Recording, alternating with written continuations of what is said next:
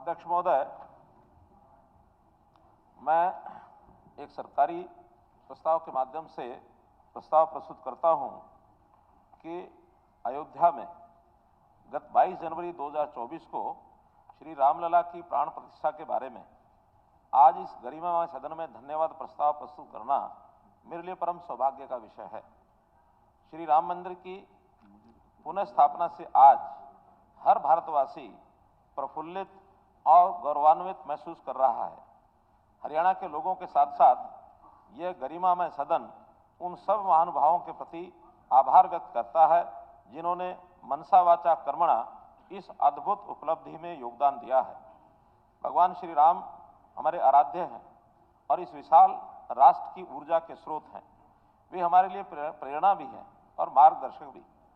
ये सदन महसूस करता है कि उनकी चर्चा करने भर से हमें श्री राम द्वारा स्थापित जन सेवा के उन उच्च आदर्शों का स्मरण हो जाता है जो आज हमारे लोकतंत्र को महान शक्ति प्रदान करते हैं।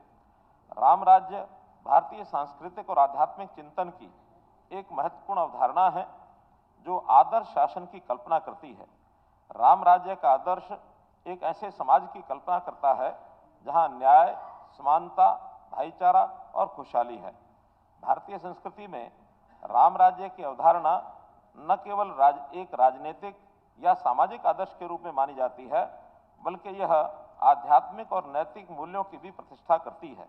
श्री रामचंद्र मानस में कहा गया है, दैहिक दैविक भौतिक तापा, राम राज नहीं काहो ही व्यापा, सब नर करही परस्पर प्रीति, चलहि स्वधर्म निर्त श्रुति नीति। अर्थात राम राज्य में किसी को दैहिक दैविक और भौतिक तकलीफ नहीं थी। सब मनुष्य परस्पर प्रेम करते थे और वेदों में बताई हुई नीति अर्थात मर्यादा में तत्पर रहकर अपने अपने धर्म का पालन करते थे। राम राज्य की विशेषताएं हमें आज भी वैसा ही भारत बनाने की प्रेरणा देती है। ये सदन माननीय प्रधानमंत्री श्री नरेंद्र मोदी जी का विशेष रूप से आभार व्यक्त करता है जिन्होंने ऐसा ही भारत बनाने का संकल्प लिया है और उसी की सिद्धि के लिए भगीरथ प्रयास के रूप में अयोध्या में श्री राम मंदिर की स्थापना की है। श्री राम इस सांस्कृतिक राष्ट्र की चेतना है। श्री राम हमारी विरासत है। श्री राम एक सभ्यता है। श्री राम एक संस्कृति है। इसलिए अब जब वे 550 वर्षों के बाद अयोध्या में विराजमान हुए हैं तो कश्मीर से कन्याकुमारी तक ही नहीं, पूरी दुनिया में फैले उनके भक्तों के इस अथाह मानव समुद्र में आस्था की प्रबल लहरें उठ रही हैं और हमारा परम सौभाग्य है कि हम ऐसे सुखद समय का आनंद ले रहे हैं। हमें यह सुख व आनंद हमारे लाखों पूर्वजों के तप और बलिदान से प्राप्त हुआ है। ये सदन अपने उन पूर्वजों के प्रति नतमस्तक होते हुए उनके प्रति अपार कृतज्ञता व्यक्त करता है। ये उपलब्धि अमृत काल की शुभ वेला में प्राप्त हुई है।